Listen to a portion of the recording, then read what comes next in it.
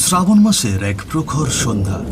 দক্ষিণ দিক থেকে আসা ঝোড়ো হাওয়ায় নদীর জল যেন ছিঁড়ে ছিঁড়ে পড়ছে। সেই নদীপথে দুদিনের জন্য মামার বাড়ি ঘুরে ফটিক আজ ফিরছে নিজের গ্রামে। সন্ধ্যার আগেই ফিরবে ভেবেছিল, কিন্তু হঠাৎ ওঠা ঝড়ে নৌকা যেন নদীর বুকেই আটকে যায় ঘণ্টাখানেক।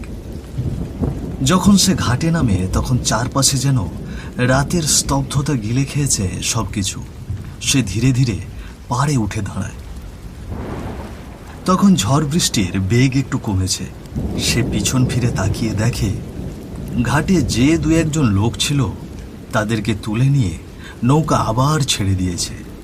তখন ঘাটে আর কোনো লোকজন নেই, শুধু ফটিক একা ঘাটের পাড়ে দাঁড়িয়ে আছে। হায় ভগবান, এমন ঝড় উঠবে কে জানতো। ছাতাটাও তো সঙ্গে নিইনি।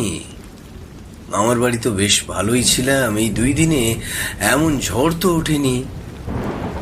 আজকে আমি বাড়ি ফিরতে লেগেছি আর নদীর মাঝে এমন ঝড় উঠতে হলো। তখনকার চেয়ে এখন তাও একটু ঝড় বৃষ্টির বেগটা কমেছে। এখন তো রাত হয়ে গেল, চারিদিকে ঘুটঘুটে অন্ধকার। এই বলেই ফটিক এদিক ওদিক ঘাড় ঘুরিয়ে দেখে আশেপাশে কেউই নেই। নৌকাওয়ালাটা নামিয়ে দিল আর পিছন ফিরে চাইলও না। মানুষজন নেই আশেপাশে, যেন গোটা ঘাটটাই কেমন খাঁ খাঁ করছে। উফ, কেমন যেন খিদে পেয়েছে। এখন যদি 1 কাপ চা বা কিছু একটা খাবার পেতাম তাহলে খুব ভালো হতো। ঘাট থেকে উঠে সে রাস্তা ধরে এগোতে থাকে। পায়ের ছপ ছপ শব্দ তোলে কাদামাখা পথ জুড়ে। ঝড়ের দাপটে পাতাগুলো ঘুরে ঘুরে মাটিতে গিয়ে পড়ছে। মাঝে মাঝে দূরে কোথাও শিয়ালের ডাক শোনা যায়। চারিদিকে এমন থমথমে যেন অদৃশ্য কেউ পিছন থেকে হেঁটে আসছে। এইখানে কে যেন হাঁটছে। আমার পেছনে বুঝি কেউ আছে? ফটিক হঠাৎ থেমে পিছনে তাকায়। আলো নেই, মানুষও নেই, কেবল জমে থাকা পাতাগুলোর ওপরে বৃষ্টি পড়ার ঝপঝপ শব্দ। কই, কিছুই নেই তো। না না, মনে হচ্ছে মনির ভয়। পেটে খিদে পেয়েছে তো, এই জন্য হয়তো মনেও দুর্বলতা এসেছে। তারপর আবার সে হাঁটতে শুরু করে। হাঁটতে হাঁটতে সে এক সময় দেখে একটা দোকান। সামনে থেকে আলো ছড়িয়ে পড়ছে। ও দোকান, লোকও আছে নাকি? সে একটু দ্রুত যায় দোকানের সামনে। দোকানটার সামনে একটা ছোট্ট আলো টিম টিম করে জ্বলছে। একটা লোক দাঁড়িয়ে পুরনো ভাজাভাজি চুলোর পাশে। চুলোয় ঝাঁঝালো তেল গরম হচ্ছে, তাতে চপ ভাজা হচ্ছে। ঘ্রাণে বুকটাও ভরে উঠল। কিন্তু লোকটার চেহারা অদ্ভুত। এক চোখের নিচে লম্বা একটা কাটা দাগ, যেন অনেক পুরনো কিন্তু বেশ গভীর। কাকু, খাবার হবে? খুব খিদে পেয়েছে। লোকটা ধীরে সুস্থে তাকায় তার দিকে। চোখের দৃষ্টিতে কেমন একটা অসারতা, কিন্তু মুখে হালকা হাসি এনে বলে, সব খাবেন? আসুন, এখানে বসুন। কাকা, কিসের চপ এটা? কত দাম? আলুর সব রে বাবা, আর দাম দিতে হবে না, রাতে আমি ফ্রি খাওয়াই। ফ্রি? এই রাতে 1 কড়াই চপ চড়িয়েছেন? কিন্তু এত কেন? এই তো একটু পরেই ভিড় জমবে, তাই আগে ভাগেই চুলোয় সব বসিয়েছি। আপনি ভেতরে গিয়ে বসুন, গরম গরম সব এনে দিচ্ছি। চপের গন্ধে ফটিকের পেটটা যেন আরো জ্বলে উঠল। সে ভাবে, যাই হোক, কিছু খেতে তো পারবো। মাথার উপরে এই ঝড়ঝঞ্ঝা রাতে অন্তত একটু আশ্রয় আর গরম গরম খাবার। আহ! সে দোকানের ভেতরে ঢোকে। ঘরটা অদ্ভুত। দোকানের দেওয়ালগুলো খুব পুরনো। একটি মাত্র টেবিল, 2টো চেয়ার সাজানো দোকানের ভেতরে। বাতাস যেন থেমে আছে এখানে। তবুও সে ভাবে, ঝড় বৃষ্টির এমন রাতে বসে খাওয়ার জায়গা পাওয়া সে আর কম কিসের। ঠিক তখনই পেছন থেকে একটা ঠান্ডা হাত এসে পড়ে তার ঘাড়ে। হাতটা এতটাই ঠান্ডা তার, যে জায়গাটায় স্পর্শ পেয়েছে সেটা একদম মনে হয় বরফের মতো ঠান্ডা হয়ে গেছে। সে চমকে উঠে ঘাড় ঘুরিয়ে তাকায়। আপনি আপনি পেছন থেকে এলেন? আপনি তো দোকানের সামনেই চপ ভাজছিলেন না কাকু? পেছনে না গেলে তো তোমার জন্য মজার চপ আনতে পারতুম না বাবা। ফটিক কিছু না ভেবে চপটা হাতে নেয়। গরম গরম ধোঁয়া উঠছে, তখন চপটি খেতে সে শুরু করে। এমন চপ তো আগে কখনো খাইনি। খুবই মজার কাকু, আপনার রেসিপি অসাধারণ। কিন্তু কিছুক্ষণের মধ্যেই ফটিকের চোখ জলে ভারী হয়ে আসে, মাথা ঘুরছে, চোখের পাতা লেগে আসছে, মনে হচ্ছে কেউ যেন ভেতর থেকে শরীর চুষে নিচ্ছে। কাকু, আপনার এখানে কি একটু বিশ্রাম করা যাবে? দোকানদার কোনো কথা না বলে হাতের আঙুল দিয়ে দেখিয়ে দেয়। সে কাঁপা কাঁপা পায়ে উঠে দাঁড়ায়, দোকানের ভেতরের রুমের দিকে এগোয় একটু বিশ্রামের আশায়। দরজাটা ঠেলে ভেতরে ঢোকে সে। প্রথমেই কেমন একটা গন্ধে দম আটকে আসে তার। এক পা দু পা করে সে এগিয়ে যেতে যেতে হঠাৎ থমকে দাঁড়ায়। তার চোখ যেন ঘরের এক কোণায় আটকে গেল। এইসব কি? আমি কি চোখে ভুল দেখছি নাকি? কপালের ঘাম গড়িয়ে পড়ছে টপ টপ করে। ঘরের সেই অন্ধকার কোণায় ছড়িয়ে ছিটিয়ে আছে অসংখ্য মানুষের হাড়, কারো কাটা পাঁজর, কারো হাতের কঙ্কাল, আর সবার মাঝখানে মুখ গুঁজে পড়ে আছে একটা মানুষের খুলি। কুলির চোখের গহ্বর ফাঁকা, তবু যেন তাকিয়ে আছে ফটিকের দিকে। ঠিক সামনে একটা টেবিলের মতো কাঠের স্তূপের ওপর শুয়ে আছে একটা লাশ, রক্তে ভেজা, ক্ষত বিক্ষত, গলা প্রায় অর্ধেক কাটা, চোখগুলো আধ খোলা, যেন শরীরের কিছু অংশ থেকে মাংস কেটে কেটে নেওয়া হয়েছে। ফটিকের মুখ শুকিয়ে কাঠ, তার বুকের মধ্যে ধরফর করে উঠল হৃৎপিণ্ডটা। সে মনে করলো হৃৎপিণ্ডটা বুঝি এবার ছিঁড়ে বেরিয়ে আসবে। পা দুটো কাঁপছে, হাঁটু যেন গুঁড়িয়ে যাচ্ছে। সে চিৎকার করতে চায়, কিন্তু গলা দিয়ে আওয়াজ বেরোয় না। হাত পা ঠান্ডা হয়ে আসছে, গায়ের লোম দাঁড়িয়ে গেছে। মনে হচ্ছে কোনো অদৃশ্য শক্তি তার শরীরের ভেতর দিয়ে বয়ে যাচ্ছে। বরফের মতো ঠান্ডা এক ভয় তার মেরুদণ্ড বেয়ে উঠছে মাথার চূড়ায়। তার মনে হচ্ছে সে চোখের সামনে যেটা দেখছে সেটা হয়তো স্বপ্ন, কিন্তু গন্ধটা, শরীরের প্রতিক্রিয়া, গলায় আটকে যাওয়া চিৎকার, সবকিছু বলে দিচ্ছে এটা স্বপ্ন নয়, এটা সত্যি। ইস, এগুলো কি? কিসের দোকানে আমি এলাম?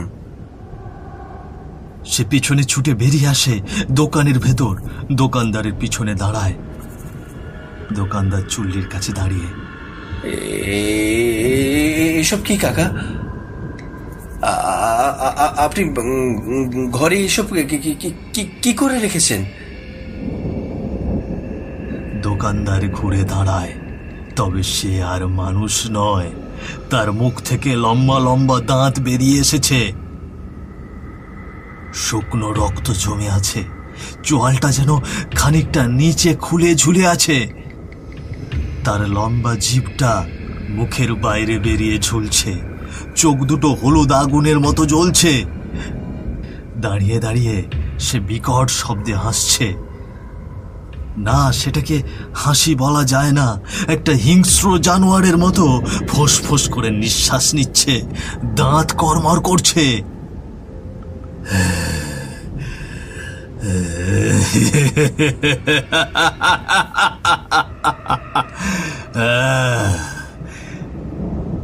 তুই আমার হাত থেকে রেহাই পাবি না।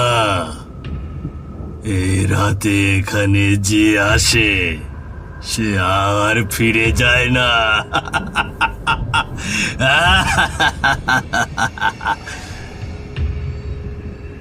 কাকা, আমাকে যেতে দিন। আমি কিছু করিনি, আমার কোনো দোষ নেই।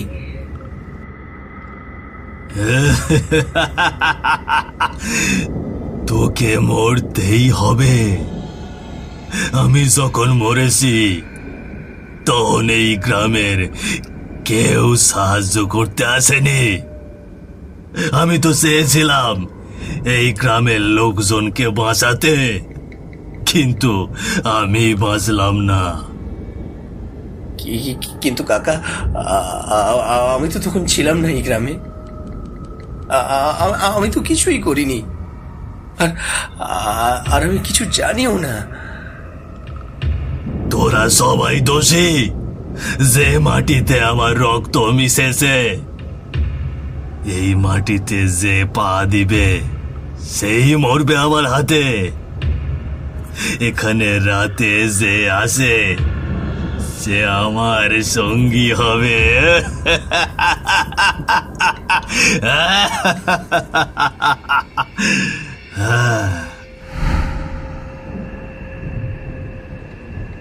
সে হেঁটে হেঁটে এগিয়ে আসে ফটিকের দিকে। ফটিক আর কাঁদছিল না। হঠাৎ তার মনে পড়ে যায় তার পকেটে আছে তুলসীর মালা। মামার বাড়ি থেকে আসার সময় তার মামা তাকে দিয়েছিল। সন্ধ্যা হলে যেন কোনো বিপদ আপদ তাকে স্পর্শ করতে না পারে। কম্পিত হাতে পকেটে হাত ঢোকায় সে। আত্মা তখন প্রায় তার সামনে, ঘাড়ের ঠিক ওপরে তার নিঃশ্বাস ফেলছে। ঠিক তখনই ফটিক তুলসীর মালা বের করে আত্মার মুখের সামনে ছুঁড়ে মারে। তখনই এক বিকট আর্তনাদে কেঁপে উঠল সারা দোকান। ওরে বাবা, আমার গা জ্বলে গেল রে, আমার গা পুড়ে গেল। ওরে বাবা রে, ও! চারপাশের অন্ধকার আরো ঘন হয়ে এলো, আর আত্মা ধীরে ধীরে কালো ধোঁয়ার মধ্যে মিলিয়ে গেল। আর ফটিক কাঁপতে কাঁপতে ধাম করে পড়ে যায় মাটিতে, আর সেখানেই জ্ঞান হারিয়ে ফেলে। জ্ঞান ফিরতেই চোখ মেলে দেখে সামনে দাঁড়িয়ে আছে এক বৃদ্ধ, সাদা ধুতি আর ছেঁড়া ফতুয়া গায়ে। কাঁপা হাতে এক গ্লাস জল নিয়ে তার দিকে এগিয়ে এসে বললেন, এই নাও বাবা, জলটা খাইয়ে নাও। তোমারে দেখে মনে হচ্ছে ভীষণ ভয় পাইছো। ফটিক উঠে বসে জলের গ্লাসটা বৃদ্ধ লোকটির হাত থেকে নেয়, আর জল খেয়ে বৃদ্ধ লোকটিকে জিজ্ঞেস করে, আমি আমি এখানে কি করে এলুম? আমি তো ওই... তুমি তো মনে হয় ভীষণ ভয় পাইছো। কি হয়েছে তোমার? ওই চপের দোকানটা... কি বলছো বাবা? চপের দোকান মানে? তুমি কোন চপের দোকানের কথা বলছো? ওই নদীর ঘাটে চপের দোকানটার কথা? ও ভগবান, তুমি যে ওখান থেকে বেঁচে ফিরেছো এইটাই অনেক। তুমি অনেক ভাগ্যবান। কেন, কি হয়েছে? আর ওইখানে যে ঘরের মধ্যে দেখলাম একটা লাশ আর অনেকগুলো কঙ্কাল, সেগুলো কার? বৃদ্ধ লোকটির চোখ জলে টলমল করে ওঠে। সে মাথা নিচু করে জোরে জোরে নিঃশ্বাস ফেলে, যেন বুকের ভেতরে কিছু হারানোর কষ্ট চেপে আছে সে। যাকে তুমি দেখেছো সে আমার ছেলে মুকুল। বছর 3 আগের কথা। নদীর ঘাটে ছিল রামের শপের দোকান। সাইনবোর্ডে বড় বড় করে লেখা রামের শপের দোকান। আমার ছেলে মুকুল সেখানেই কাজ করত। রামের দোকানে সব ছিল ঘাটের বিখ্যাত। লোক ভিড় করত প্রতিদিন। তবে সে বিখ্যাত সব ছিল ভয়ানক এক পাপের ওপর দাঁড়ানো। একদিন আমার ছেলে আর ঘরে ফিরল না। আমি রামকে জিজ্ঞাসা করেছিল, সে আপনাকে বলেছিল আপনার ছেলের খোঁজ? বাবা রাম, তোমার এখানেই তো আমার ছেলেটা কাজ করে। ও তো গতকাল রাতে বাড়ি ফিরে নাই। তুমি কি জানো ও কোথায় গেছে? জানলে কও বাবা, তুমি তো জানো আমার একটাই ছেলে। তোমার ছেলে তো শহরে চলে গেছে। আমি বিশ্বাস করেছিল, অনেক খুঁজেছি, নদীর ঘাটে, মন্দিরে, শহরে, থানায়, কোথাও পাইনি। একদিন অনেক রাত, বৃষ্টি, ঝড়, ফাঁকা রাস্তা, আমি ছাতা মাথায় দিয়ে ফিরছিল। তখন হঠাৎ পিছন থেকে কেউ মৃদু কণ্ঠে আমায় ডাকে, বাবা। বৃদ্ধ থেমে যান, গলা কেঁপে ওঠে। ধীরে ধীরে পিছন ঘুরে তাকান। নদীর ধোঁয়াশার ভেতর থেকে ভেসে আসছে তার ছেলে মুকুল। চোখ লাল, শরীর ভাসছে হাওয়ায়। মুকুল, তুই এইভাবে? তুই তো... তুমি আমাকে ধরতে পারবা না। আমি তো এখন আর তোমার মুকুল নেই। রাম আমাকে মেরেছে। আমি ফিরে এসেছি। ওকে আমি ছাড়বো না। এই গ্রামে অনেক মানুষ জীবন হারিয়েছে, সবাই রামের হাতেই, সবই রামের জন্যে। ও মাংস দিয়ে সব বানিয়ে খাওয়াতো মানুষদের। আমি সব দেখেছি, আমি সব বলবো। তুই এসব কি বলছিস বাবা? তোকে আমি কত জায়গায় খুঁজেছি, আরে তুই কি বলতে চাচ্ছিস আমায় বল। হ্যাঁ বাবা, শোনো তাহলে। বাবু, আপনি সেটা করতেছেন একদমই ঠিক না। আপনি মিথ্যে বলে মানুষকে কি খাওয়াচ্ছেন? তুই কি বলতে চাইছিস? তুই আমার কর্মচারী হয়ে আমার মুখের উপর কথা বলতে চাইছিস? আমি কর্মচারী বলেই বলছি, কারণ আমি মানুষ। আর একজন মানুষ হিসেবে এই অপরাধ আমি সহ্য করতে পারি না।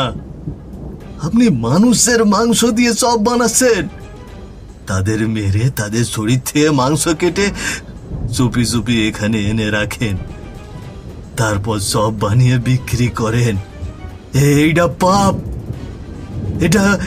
এটা খুন। আপনি যদি এইসব ছেড়ে না দেন, তাইলে আমি সবাইকে এই কথা বলে দিব। বাইরে কালো মেঘ, মুষলধারে বৃষ্টি হচ্ছে, পরপর বজ্রপাত। দোকানের আশপাশ ফাঁকা। তুই বলবি? তুই? তোকে আমি আজ চিরদিনের জন্য চুপ করিয়ে দিচ্ছি। হঠাৎ রাম পাশে রাখা লোহার খুন্তি দিয়ে মুকুলের মাথায় আঘাত করে। মুকুল পড়ে যায় মাটিতে। বাবু, আপনি এই ব্যবসা আর বেশি দিন চালিয়ে যেতে পারবেন না। আমি আপনাকে এই পাপ আর চালিয়ে যেতে দেব না। তুই বেঁচে থাকলে তো তোকে তো আমি বাঁচিয়ে রাখবো না। তুই আমার কি করবি? হ্যাঁ, এই কথা বলে রাম আমারে আবারও খুন্তি দিয়ে আঘাত করে, তারপর আমারে মেরে রেখে দেয় তার ঘরে। তুমি বেঁচে ফিরেছো, কারণ সে চায় তোমার মুখে সবাই জানুক সত্যিটা। আজ তোমাকে সে তাই জানিয়ে দিয়েছে। আর যে লাশটা তুমি দেখেছো, ওটা রামেরই লাশ। চপের দোকানে সেই অভিশপ্ত চূড়ান্ত পরিণতি। সত্য কখনো চাপা থাকে না। অন্যায় যতই গভীরে চাপা দাও, একদিন না একদিন সে ফিরে আসে বিচার নিয়ে। তাই আমাদের কখনো এমন পাপ করা উচিত নয় যার শাস্তি মৃত্যুর পরেও ফিরিয়ে আনে ভয়ানক পরিণতি। সৎপথে বেঁচে থাকলে শান্তি পাওয়া যায়, আর সৎপথেই আছে জীবনের প্রকৃত সুখ। মিথ্যার লোভ সাময়িক জিত এনে দিলেও শেষ পরিণতি বড়ই ভয়াবহ। সত্যকে স্বীকার করাই শ্রেষ্ঠ পথ, আর সততার আলোয় আমাদের সত্যিকারের মানুষ করে তোলে।